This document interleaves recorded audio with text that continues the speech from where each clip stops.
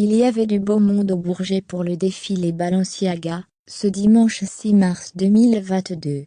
Kim Kardashian, de retour en France, Tina Kuneke ou encore Adèle Exarchopoulos, étaient présentes pour ce défilé engagé, pour une cause importante. Une semaine de la mode qui ne ressemble pas aux précédentes. Alors que l'actualité internationale est bouleversée par la guerre en Ukraine, les créateurs tentent tant bien que mal de donner du sens à leur défilé. Demna, le créateur géorgien de Balenciaga, et lui-même réfugié d'une guerre avec la Russie, a par exemple rendu dimanche un vibrant hommage à l'Ukraine, dans un défilé au Bourget en Seine-Saint-Denis au nord de Paris.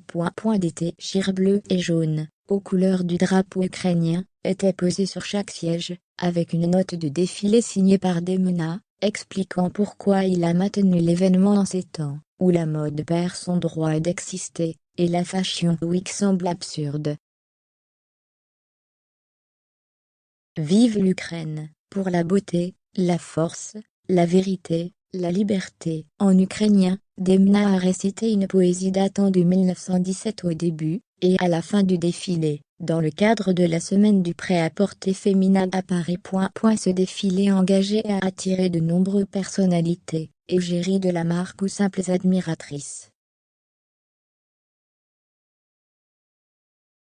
On a ainsi pu apercevoir Kim Kardashian, qui se fait de plus en plus rare en France depuis sa violente agression, François-Henri Pinault, accompagné de ses grandes filles Paloma Pinault et Mathilde Pinault, ainsi que de sa sublime épouse, l'actrice Salma Hayek, Isabelle Huppert, Tina Kuneke et Adèle Exarchopoulos, le rappeur Paul Auger, Louise Bourgoin, Isolt, Roderick, Assafer, MLMA, ou encore Lil Baby et Frédéric Robertson. La combinaison portée par Kim Kardashian a fait sensation. Les mannequins femmes et hommes, séparés du public par les parois transparentes d'un pavillon du parc des expositions du Bourget, ont défilé en cercle sous les flocons, et sur une épaisse neige d'une allure saccadée, en posant bien le pied pour ne pas glisser. De l'autre côté de la paroi, il faisait très froid en attendant le défilé qui a commencé, comme bien souvent dans la mode, avec du retard.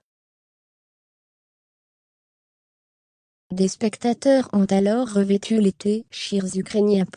Des tenues noires, et des sacs à dos évoquant des sacs poubelles ont ouvert le défilé. Certains hommes étaient à moitié nus portant des boxers et des baskets, les jambes non couvertes, extrêmement vulnérables sous la neige. Un homme en total look jaune, et une femme en robe bleue aérienne et traîne ont clôturé le défilé. La guerre en Ukraine a réveillé la douleur et les traumatismes que j'avais en moi depuis 1993, lorsque la même chose est arrivée dans mon pays natal, et que je suis devenu un réfugié pour toujours, écrit Demna, rapporte l'AF. J'ai pensé par moments à annuler le show pour lequel moi et mes équipes ont travaillé dur, mais je me suis rendu compte qu'annuler le défilé reviendrait à se résigner face au mal, qui m'a déjà tellement blessé pendant près de 30 ans. Le défilé n'a pas besoin d'être expliqué. Il est dédié au courage, à la résistance et à la victoire de l'amour, et de la paix, il conclut.